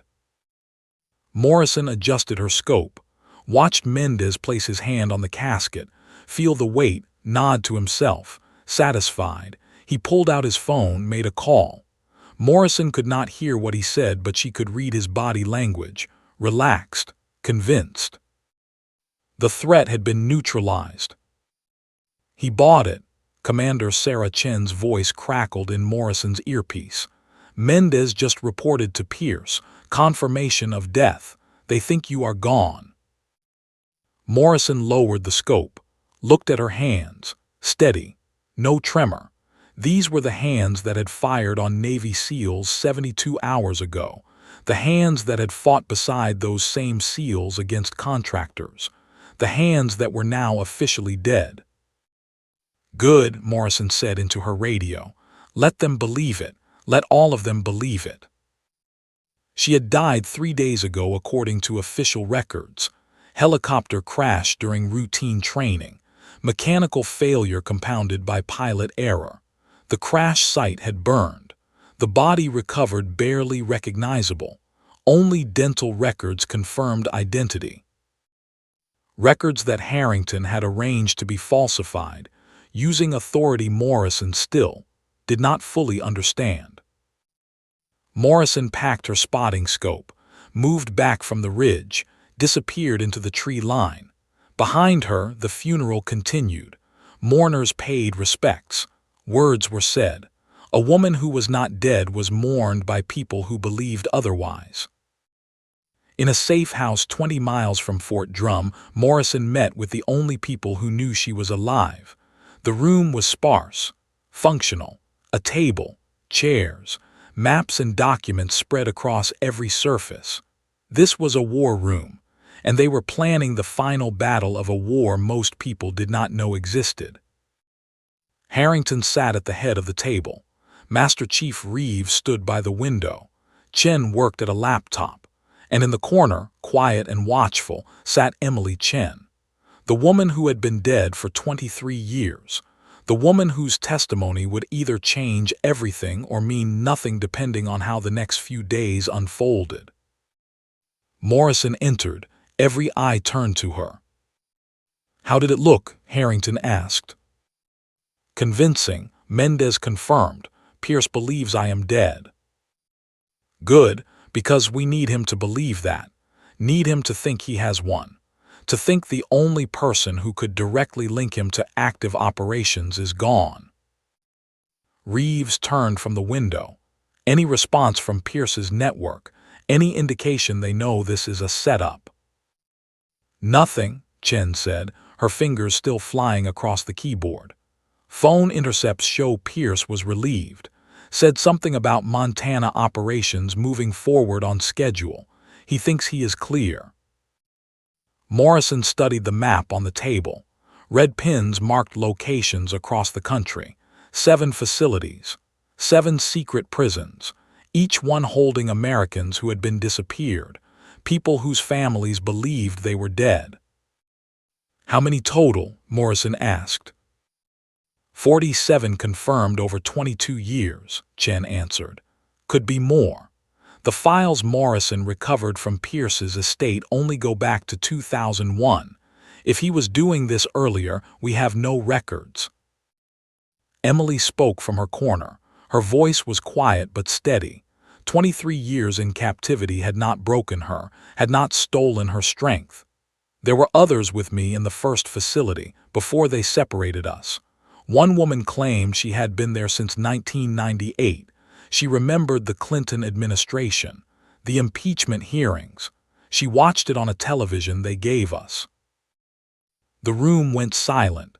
25 years, a quarter-century of secret imprisonments, of Americans vanished by their own government. The weight of that settled on everyone present. Harrington leaned back in his chair. "We need Pierce to confess. On record, video and audio, something that cannot be denied or explained away. Because if we go to authorities with just Emily's testimony and stolen files, his lawyers will destroy us. They will say the files are fabricated. They will say Emily is mentally unstable after decades of imprisonment. They will bury us in legal motions and classified hearings, and none of it will ever see light." "So we make him confess," Morrison said. "How?" "You call him, you tell him you are alive. You tell him you have all his files, all his records, everything. You threaten to release it unless he meets with you." "He will try to kill me." "Yes, which is why you will be wearing a wire, audio and video, and why Reeves and his team will be positioned to extract you the moment things go sideways." Morrison thought about it. Thought about walking into a meeting with a man who had disappeared 47 Americans, a man who had run illegal prisons for over 2 decades, a man who would absolutely kill her if he had the chance and the opportunity. "When?" she asked. Tomorrow, his estate in Westchester County. He will want home field advantage, his security, his people. He will think he controls the environment. And we let him think that, Reeves added, right up until we do not. Chen turned her laptop around. I hacked the security company's database, complete layout, cameras, motion sensors, panic rooms, safe rooms, all of it. There are 3 ways in and 2 ways out that bypass main security. Morrison studied the floor plan, memorized entry points, blind spots, places where someone could hide or move undetected. This was not unlike planning a flight mission into hostile territory. Study the terrain, identify threats, plan contingencies. Except this time she would not have a helicopter, would not have altitude or speed or armor. She would walk in alone, unarmed, wearing a wire that would either get Pierce to confess or get her killed. What if he does not confess? Morrison asked. Harrington's expression hardened. Then we release everything we have and hope public pressure forces investigation. But that is backup, the one that puts all of us at risk and might not work. Primary plan is you get him talking. You get him to admit what he has done, and we record it in a way that cannot be disputed. Morrison nodded. I will do it. Emily stood, walked to the table, looked down at photographs of the 7 facilities. I want to help however I can. You have already helped, Chen said gently. Your testimony got us the warrant to investigate. You do not need to do more. Yes, I do. 23 other people are still in those facilities. They are where I was. If there is anything I can do to bring them home, I have to try. Morrison looked at Emily, saw determination, saw strength that most people would never understand, saw what 23 years of imprisonment could not break. Okay, Morrison said, you are part of this. The next morning, Morrison made the call. Used a burner phone Chen had acquired through channels that left no records, dialed the number pulled from Pierce's communications. It rang 3 times. Yes, Pierce's voice, cultured, controlled, the voice of a man accustomed to power. This is Kate Morrison. I am alive, and I have your files. Silence, long enough that Morrison wondered if he had hung up. Then Pierce's voice came back, different now, edged. That is impossible. You are dead. I have confirmation. You have confirmation of a body in a casket. Not the same thing. Check your safe. The one in your study. Behind the painting of the New York harbor. Notice anything missing. Morrison could hear movement through the phone, footsteps, a door opening, then a sharp intake of breath. How did you get into my home? Does it matter? What matters is I have 12 USB drives, every file, every operation, every name, senators, generals, CIA deputies, 22 years of crimes documented in your own handwriting. What do you want? Pierce's voice was cold now, calculating. I want a deal. You shut down the 7 remaining facilities. You release the 23 prisoners. You destroy all records of the program, and I destroy the files I took. Why would I trust you? Because if you do not, those files go to every news organization in America. The Washington Post, the New York Times, CNN, Fox News, all of them. By tomorrow morning, your face will be on every screen in the country, along with everyone who helped you. Pierce was quiet. Morrison could imagine him calculating, risk assessment, probability analysis. He thought he had the advantage, home territory, his security, his people. Meet with me, Morrison continued. Face to face, tomorrow, noon, your estate, just you and me. We can work this out like professionals. And if I refuse? Then the files released tonight, your choice. Pierce considered. Morrison waited. Let the silence work for her. Let him think he was making a decision when really the decision had already been made. Tomorrow, noon, front gate, come alone, no weapons. If I see anyone else, the deal is off. Agreed. The call ended. Morrison set down the phone, looked at Harrington, Reeves, and Chen, who had been listening. He will try to kill me, Morrison said.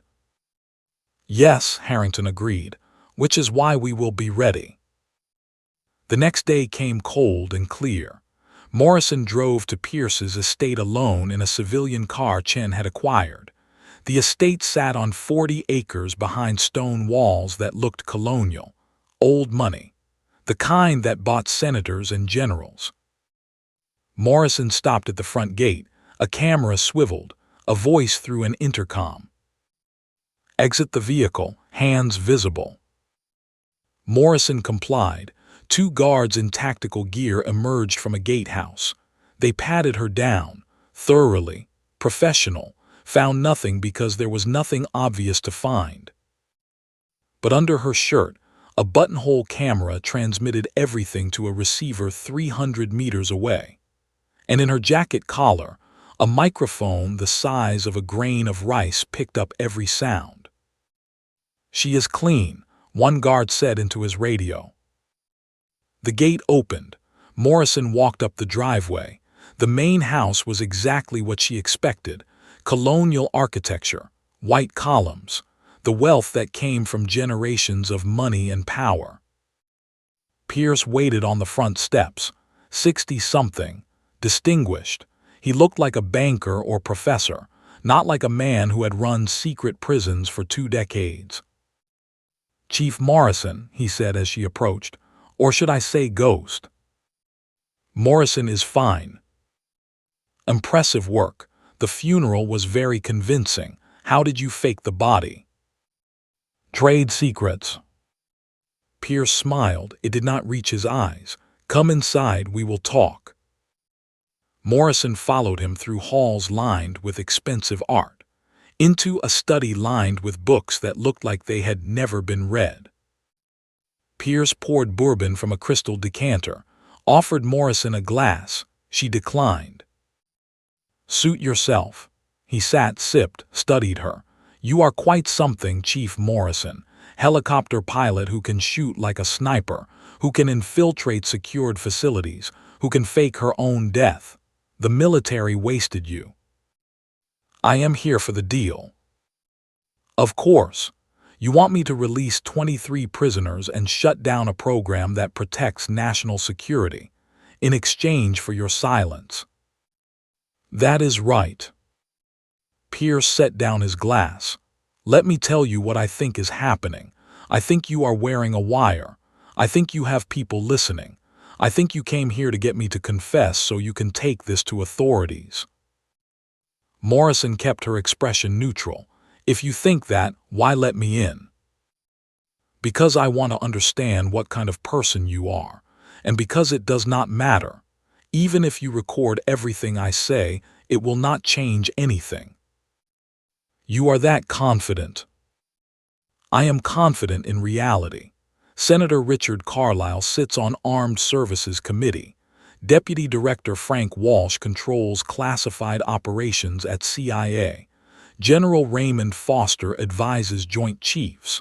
These men have power you cannot imagine. They will protect me because protecting me protects them. Then why not just confess? If you are so confident it will not matter. Pierce smiled again, that cold, calculating smile. Because I want you to understand the futility. I want you to know that even if you expose everything, nothing will change. Morrison leaned forward, kept her voice level. Emily Chen, taken on September 11, 2001, held for 23 years, you did that. I saved her. She was investigating financial transactions that would have exposed counter-terrorism funding. If that information became public, we would have lost critical capabilities. Thousands could have died. So you kidnapped her. I protected the mission. She is alive, she should be grateful. Morrison felt anger rise but channeled it into focus. Keep him talking. Every word was being recorded, every admission documented. Captain Stephen Wade, Captain Marcus Hall, Lieutenant Jennifer Brooks, Staff Sergeant Robert Kim, taken in 2016, all supposedly killed in action, all held in your Nevada facility. You did that too. They witnessed contractor activities classified at highest levels, activities that saved American lives. They were security risks. We managed that risk. Morrison kept her voice quiet, controlled. How many have you killed? Of the 47 you disappeared, how many did not survive? Pierce's expression did not change. 12. They refused cooperation, became liabilities that could not be managed otherwise. We made it look natural, accidents, heart attacks, nothing that raised questions. There it was, confession of murder, on tape. Morrison felt cold satisfaction settle in her chest. And the others, the 35 still alive. They stay where they are, comfortable enough, fed, clothed, medical care when needed. They could be worse places. They are in prison, without trial, without charges, without due process. That is not protecting national security, that is tyranny. Pierce's smile faded. His voice went hard. You have killed people, Morrison, in Afghanistan, in combat. Do not pretend moral high ground. We both do what is necessary. I killed enemies in warfare. You are killing Americans in secret prisons. Enemies, Americans, labels. The threat is the same. People who know things that damage our ability to protect this country. We neutralize threats. That is the job. Morrison stood. You are right about one thing. I am wearing a wire. Every word you said was recorded. FBI is probably already moving. Pierce did not look surprised. He pressed a button under his desk. The door opened. Victor Mendez entered with 2 other men, all armed. I assumed as much, Pierce said calmly. Which is why this conversation ends now. Gentleman, Chief Morrison is trespassing. Remove her, permanently. Mendez raised his weapon. Morrison did not move. She had known this moment was coming. 3 armed men, no weapon, no visible backup. But backup was there.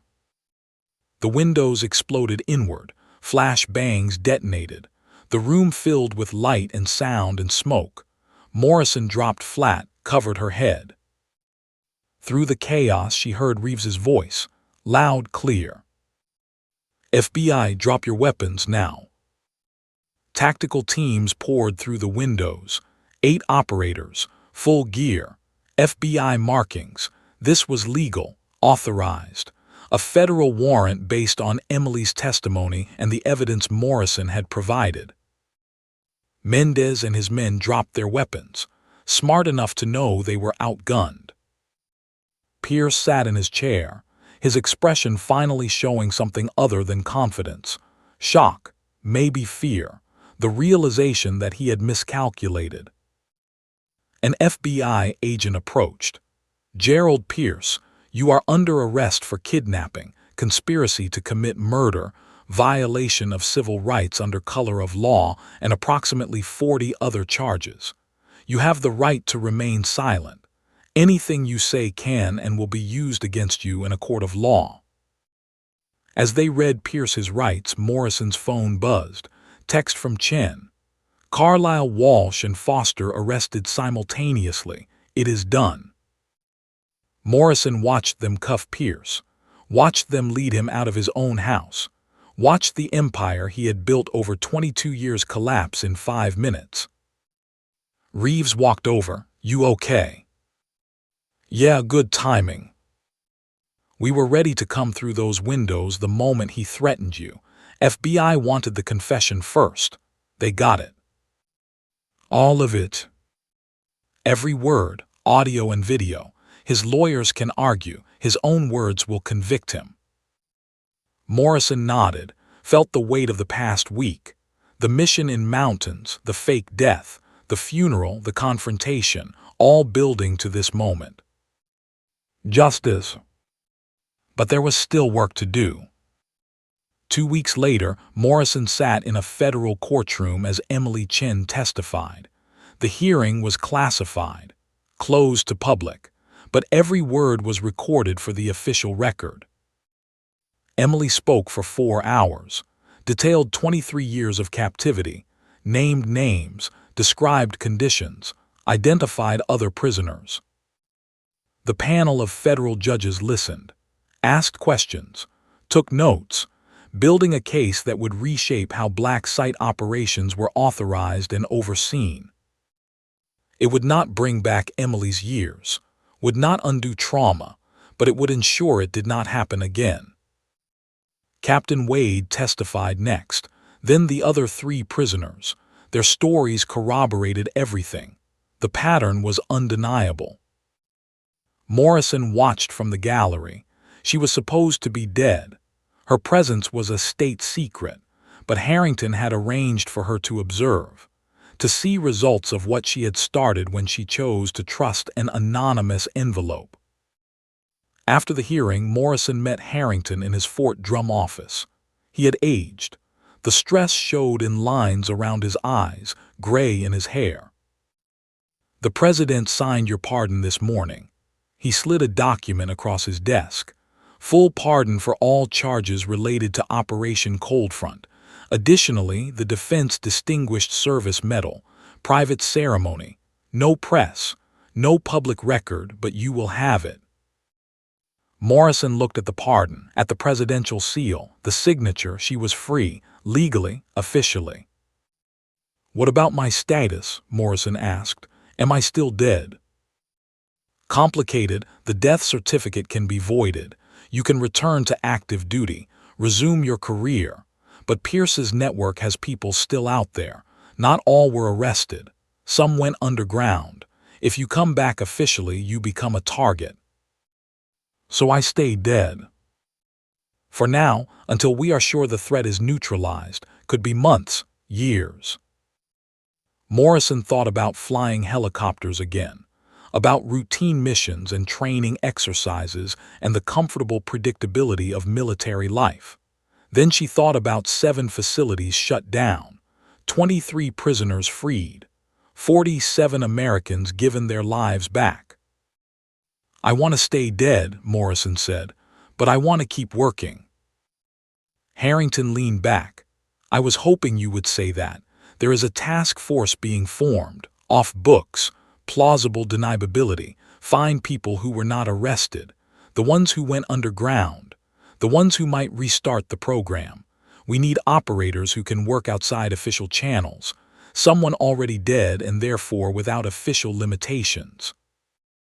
You are offering me a job. A purpose. The work you did in mountains, the risks you took, that was the beginning. There are more fights, more people who need help, more systems that need challenging."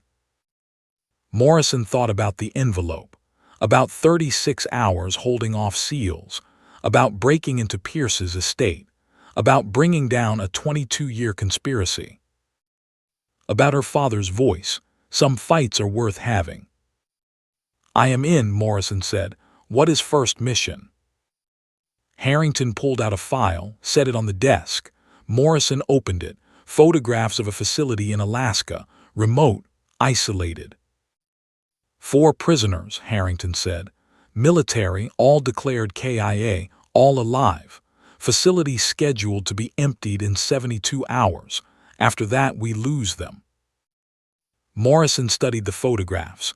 Terrain, approaches, security. Similar to Adirondacks but more complex. Colder, more remote. "I will need a team. I know some SEALs who might be interested." A knock on the door. Reeves entered, followed by Chen and Emily. "Heard you might be going north," Reeves said. "Thought you could use backup."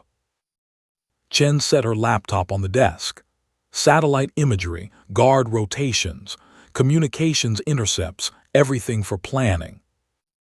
Emily spoke quietly. "Those 4 people in Alaska, they are where I was. If I can help bring them home, I have to try.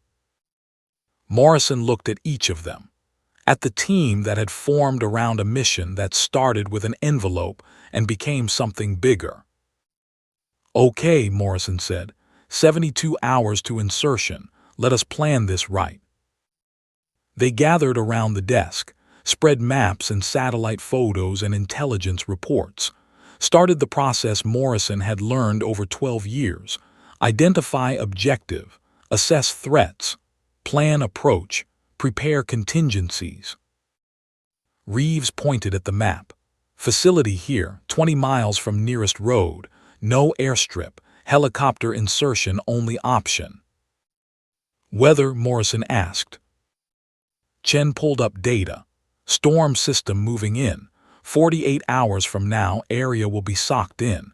Zero visibility, no flight operations." "So we have 48-hour window," Morrison calculated. "Insert, extract, clear before weather closes." Emily studied the layout. "I was in similar facility in Nevada. Interior corridors, reinforced doors, 8 to 12 guards, prisoners separated in different cells." "Blueprints?" Reeves asked. Chen was already typing. "Working on it, 6 hours." Morrison felt the familiar rhythm of mission planning, the focus, the clarity, the sense of purpose that came from preparing for something that mattered. "We leave in 48 hours, Morrison said. "Everyone get gear squared. Brief at 600 tomorrow, full mission brief. Every contingency, every detail. We do this right." The team dispersed. Morrison stayed with Harrington. He looked at her with something that might have been pride. "Your father would be proud," he said. Morrison thought about the Marine colonel who had taught her everything about duty and honor, about the man who had died believing his daughter would find her own path. "I hope so." She left his office, walked into the cold afternoon. The base was busy, soldiers training, vehicles moving, helicopters overhead. The world continued like nothing had changed. But everything had changed. Somewhere in Alaska, 4 Americans sat in cells waiting for rescue they did not know was coming. Somewhere in the federal system, Pierce and his co-conspirators were beginning their journey through justice. Somewhere in America, families were learning loved ones they had mourned were alive. And somewhere in upstate New York, an anonymous person was planning their next envelope, their next mission, their next call for help. Morrison looked at the sky, clear, cold, infinite. She thought about Alaska, about mountains more remote than Adirondacks, about 4 people who needed help only someone dead could provide. She smiled. Some fights were worth having, and this time she had won. But there were more fights coming, more people to help, more systems to challenge. Morrison walked to the armory, started acquiring gear that would not show on official logs: a rifle, cold weather equipment, supplies for a mission that did not officially exist. Because Kate Morrison was officially dead. But ghosts could still fight. And sometimes, ghosts were exactly what the situation required. I spent 3 months researching this story, and what haunts me most isn't the 36-hour standoff or even the conspiracy itself. It's that moment when Morrison had to choose between her oath and her conscience. She knew firing that first shot would end her career, maybe her freedom, but she also knew 4 Americans were counting on someone to do the impossible. Question for you veterans out there: have you ever faced an order that tested everything you believed in? How did you handle it? New mission drops next week. Subscribe so you don't miss it.